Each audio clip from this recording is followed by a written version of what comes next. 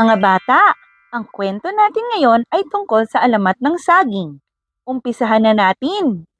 Noong unang panahon, sa isang kagubatan ay palaging namamasyal ang dalagang si Juana. Sa kanyang angking ganda, lahat ng mga binata sa nayon ay nahahalina sa kanya, pero walang makapagpatibok sa puso ng dalaga. Isang araw, isang binata ang naligaw sa kagubatan at doon ay nakita niya si Juana. Nagpakilala ang binata bilang si Aging. Sa unang pagkikita pa lang, alam na nina Aging at Juana na magaan ang loob nila sa isa't isa. Itinuro ni Juana ang daan pauwi sa nayon.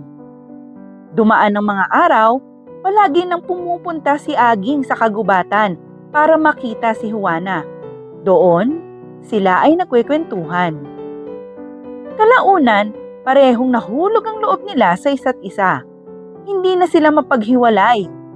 Sabi ni Juana, "Aging, sa'yo lang ang puso ko."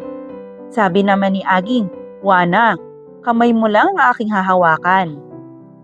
Subalit tutol ang ama ni Juana sa kanilang pagmamahalan at pilit silang pinaghihiwalay. Sigaw ni Aging, "Juana, huwag mong bitawan ang aking kamay."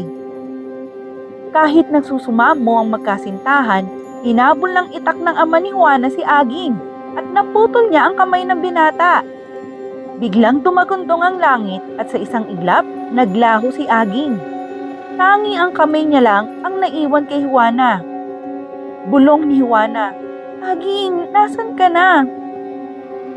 Nasaksihan pala ng mga engkantada ang pagsubok ng magkasintahan. Kaya binulong nila kay Juana na ibaon sa lupa ang kamay ni Aging. Makalipas ang ilang araw, isang halaman ang umusbong sa lupang pinagbaunan ng kamay ni Aging. Namunga ang halaman at kamukha nito ang kamay ng tao.